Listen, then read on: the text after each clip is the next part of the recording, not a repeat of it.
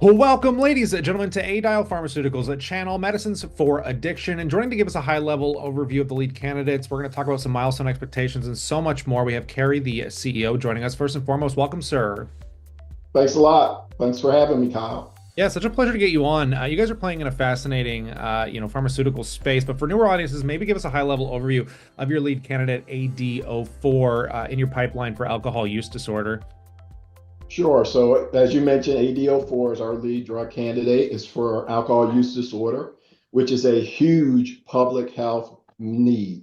It's unmet. It's estimated over 30 million people in the US alone are affected by alcohol use disorder. And the really surprising thing about that is, of that 30 million people that are estimated to be suffering from alcohol use disorder, only about 7% are seeking any kind of treatment for alcohol use disorder. And of that 7%, most of those are not seeking any kind of medical treatment.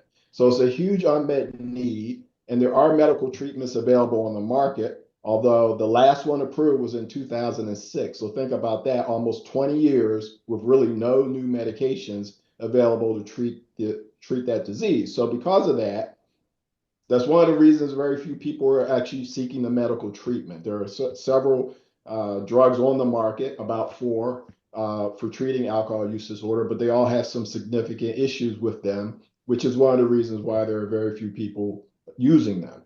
Our approach is different. ADO4 is a genetically targeted drug to treat alcohol use disorder. So it's not for everyone, but for patients that have certain genotypes, our data has shown that our drug can be very effective in helping those patients drink less.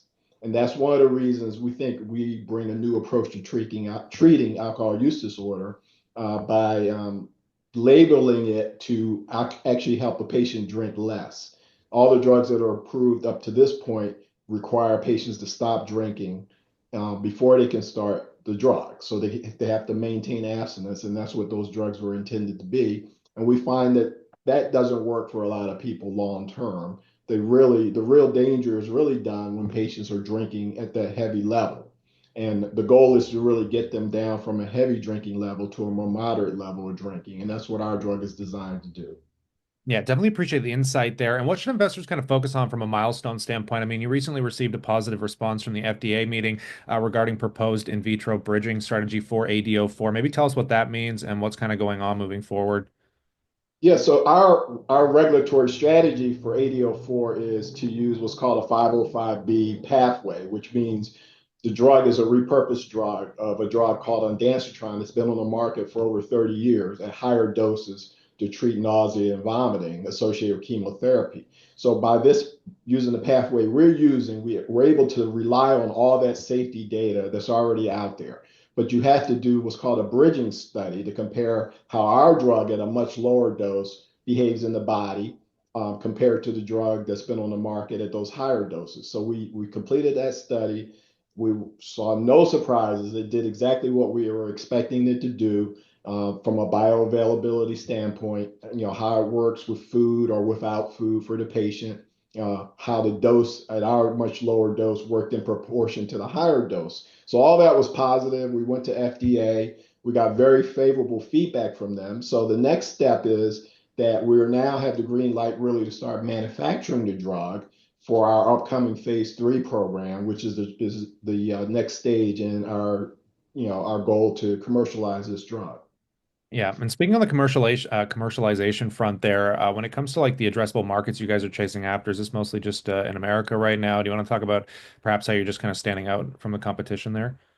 Yeah, so our primary focus is the US. As I said, that's a huge market, 30 million in the US alone. But globally, AUD is a huge problem. It's actually even a bigger problem in Europe. So longer term, we think we could also penetrate the European market, but our first focus is on the US. That's where we're based. That's where the company's based and where we see the biggest market opportunity in near term. And as I said, from a competition standpoint, we think we stack up very well against the drugs that are already on the market because, again, they require abstinence. They have pretty high side effects. We actually saw very low side effects in our trials. And if you think about treating someone with medication, side effects can be a huge reason why people stop using their drugs because they can't tolerate the side effects.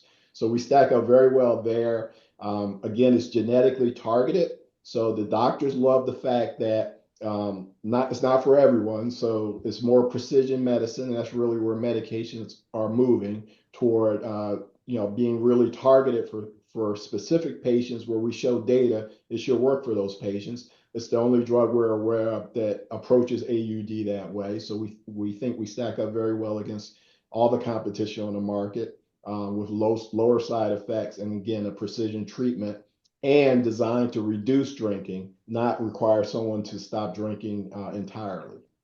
On that note, I definitely appreciate all the insights today as we pass it off to the viewers. We'd love to know what you think and consider subscribing as news catalyst comes down the wire like this. Of course, we'll bring it to you here. But on the note, as always, we look forward to catching you in the next one.